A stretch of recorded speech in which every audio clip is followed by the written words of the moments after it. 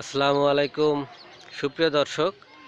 আমি এখন যে দৃশ্যটা আপনাদের দেখাচ্ছি সেটা মেহেরপুরের প্রাণকেন্দ্রে অবস্থিত ঐতিহ্যবাহী গড়পুকুর নামে পরিচিত।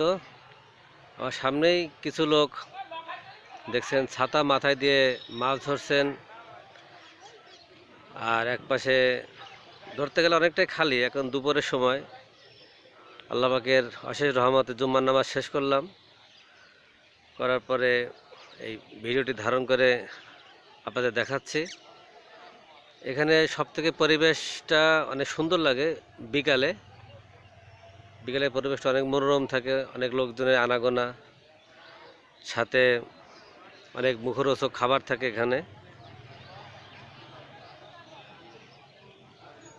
তো আজকে পবিত্র জুমার দিন,